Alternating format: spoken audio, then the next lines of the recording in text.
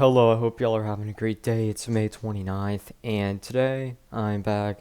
I'm on my previous device. I'm on that Chromebook again, so hopefully this video will go much better than last video.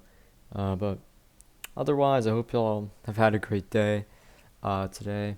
Uh, and let's go ahead and get started. We had a lot to talk about dealing with severe weather.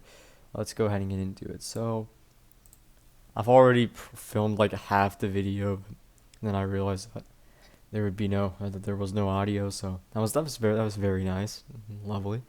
But we can see we have an enhanced risk for tonight from Nebraska up into Minnesota. We got a 10 torr, 30 sig wind, and a 30 sig hail. So generally, I'm just gonna briefly sum this up here, because can't really look at models for tonight really, but uh, see we have a tornado watch from a little bit of South Dakota there into not North Dakota, South Dakota into Nebraska. Severe thunderstorm warnings. They have like a decent supercell out in front of that complex, sort of to the west there. Once these storms generally move into this area up here, I feel like kind of this area. That's when our tornado threat seems to be like it could be the greatest. Tornado tornado threat seems like it would likely be the highest. A few things are limited. Is things like capping, pretty capped environment, but or will be a pretty capped environment if triple R indicates that. But so that could be what could limit it. But otherwise, still going to see a pretty significant threat for damaging winds and some large hail. But and then also we got tomorrow. So tomorrow's a day I'm probably going to be talking about for the most amount of time here. We got a moderate risk up in areas of west central Minnesota, large enhanced, and a very large slight. 15 sig torr, that moderate risk is for a tornado threat. 30 sig wind and a 30 sig hail. So pretty significant threat there in Minnesota. And then on day 3, we'll talk about that in a few, though. Let's focus in on tomorrow first. So, tomorrow at 20Z, this is generally like mid to late afternoon. Complex of storms here. It's not really what I want to focus on, though, considering forecasted reflectivity in the H triple arc doesn't always like live up to what it's supposed to. So, what we have going on here is we can see we have a surface low right here. And it looks like kind of a set up along that low in Minnesota. That's where our tornado threat's the highest. And we'll take a few soundings. Plenty of moisture, dews in the 70s or like upper 60s, and yeah, look at that. So photo looks very interesting. Ignore this. I mean, I don't really like to listen to that a whole lot, but first thing that stands out when you get a sounding of that, you just automatically notice. But plenty of instability. Not a whole lot of stuff limiting this. I mean, no capping. The shear profiles, I wouldn't say they're the best.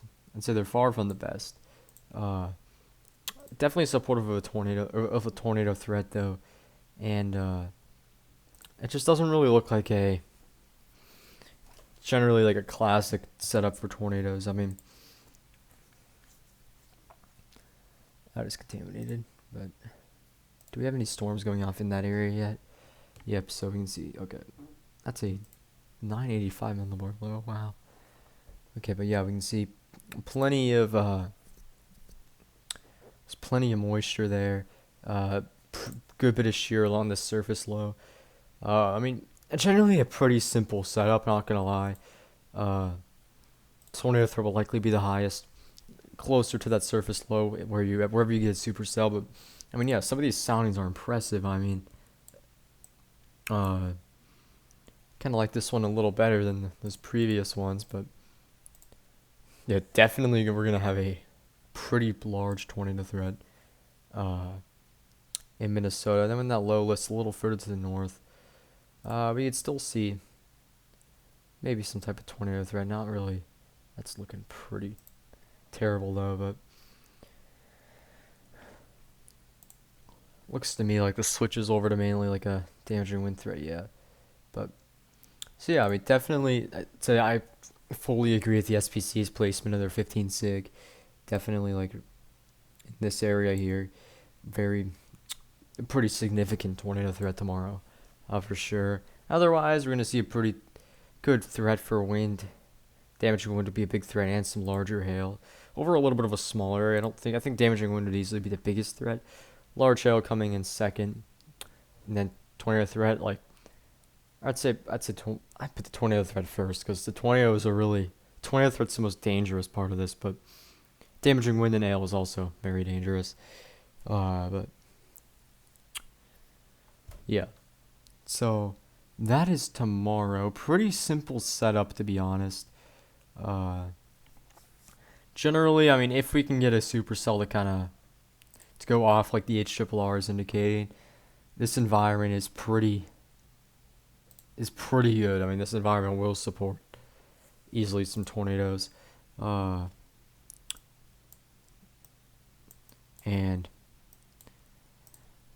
yeah, I wouldn't be surprised if. I mean, I don't know, but definitely looks like a pretty significant tornado threat, just like I said before. But yeah, and then next day is day 3, so we can see we have. By the way, this is Tuesday. We can see we have a marginal risk going all the way up from UP Michigan all the way down to the Panhandle of Texas. Another marginal risk in central and southern Florida there, which we'll look at that briefly because sometimes those tend to do something. So we'll look at that very quickly after we talk about the main thread. Slight risk from Wisconsin down to the Texas Panhandle, and the main focus is that enhanced risk from northern Oklahoma up into northern Missouri there. And we can see, take a look at the HRRR here. We'll move down into the, let's get sector. I really wish you could like pick your sector on, or like manually draw it. That's why I like that Weather Nerd sites, just because it's kind of easier to use. But yeah, so Tuesday, 16Z, not a whole lot going on, and that's not good because not a whole lot of convection, which is just gonna let the instability really get building or really build. Dew points, how they are looking. Wow, okay, that's a very high area of dews.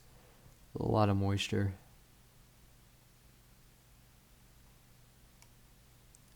And when do storms actually initiate on the HRRR? I don't think we have any quite yet. Yeah, we're starting to get some. The HRRR might not go fully out for this, but we can definitely get an idea. Yeah, goes out a good bit, okay. So, start up in Illinois, we'll move our way south, kind of take a look at the environment. So, in Illinois there, definitely a little bit of a tornado threat, mainly wind and hail, though. A tornado threat that will probably, like, pretty much last all the way along this, sort of line here, but it doesn't look that great. Try one a little further south. Okay, so yeah, damaging winds, not really too high of a tornado threat though, I'd say, over in Oklahoma. Tornado threat's there, it's just not great. I mean, definitely does not look like what the setup we have tomorrow by far. I want to focus on the Midwest here though, because I kind of caught my eye over in Illinois a bit there. Yeah, it definitely looks better than it does further to the south. Over in northern Illinois, maybe southern Wisconsin. By 00Z, we can see we have pretty strong line of storms moving through that area. We'll take a sounding in Missouri, move further north here. I mean, tornado threat though, I just don't see that being that high. The hood doesn't look that great. It's there. It's just not great. It's Central Illinois by Peoria. That's contaminated and that's getting capped. Uh, Tornado threat. I mean, not that great either. But then further to the north, let's see, southeast Wisconsin. Yeah, the tornado threat definitely is. This seems higher. Generally, is a better environment. I mean, I kind of feel like what we'll see tomorrow is maybe something kind of like this. Uh, like this. Like for maybe like a 5%. I mean, I don't see our highest tornado threat being down there, to be honest. I kind of see it being up here as of right now. Now that could change, but that's kind of what I see like right now. Uh, I mean, 00Z further to the south, all the way in Oklahoma. We can see it's still not that great. It's contaminated though. Let me try and go to another one. Yeah, it's not, generally the environment for tornadoes doesn't look as good, but SPC still thinks there's a greater severe threat in that area, I guess, or like the Missouri, yeah, Oklahoma area. But I think the tornado threat may be higher further north. We'll see what the SPC does tomorrow. But yeah, and briefly, let's go ahead and take a look at that Florida risk. I'm thinking it's just like a normal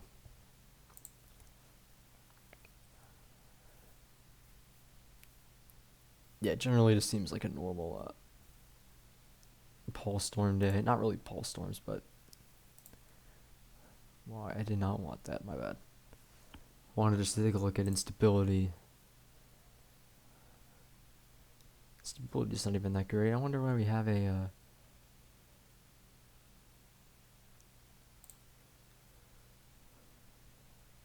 We have a risk down there, nevertheless. We're not really gonna look at it too much, so I don't want to waste any more time. Or not waste time, but I don't want to. But there is a risk in Florida, so we're gonna want to keep our eye on that. Just see what it does. Definitely looks to be like mainly a damaging wind threat. Uh, like we normally see, but kind of want to see though. Like,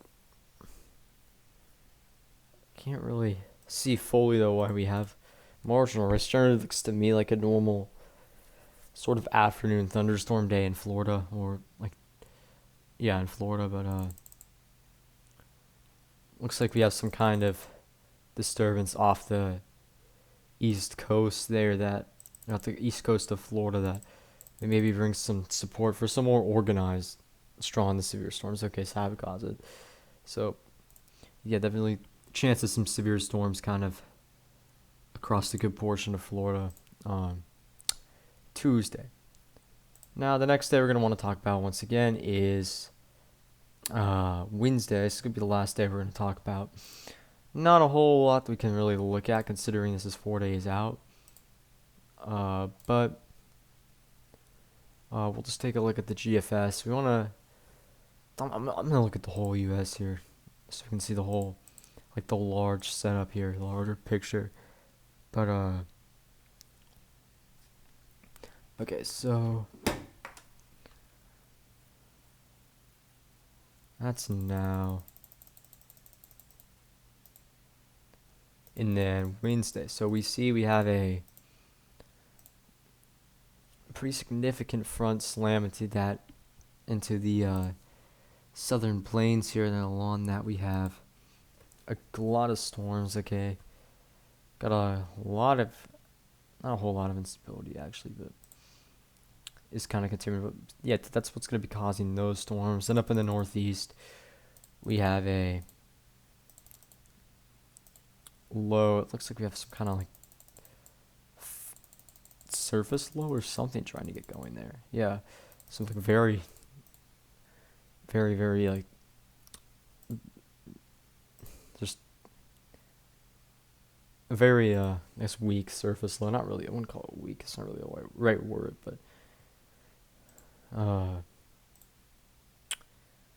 so yeah, we're gonna want to watch those areas too. Not really gonna look at that yet because we'll have a few more videos before this event actually happens. But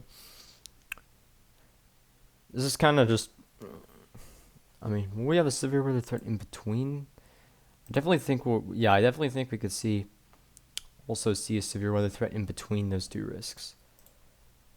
Yeah, because it's pretty much one big front connecting those two storm systems. But that'll pretty much wrap up the video. That's pretty much all I got.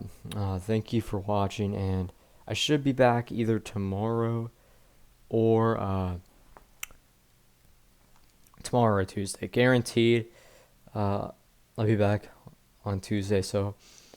But it is summer, so I should be able to upload maybe every day again for a little bit.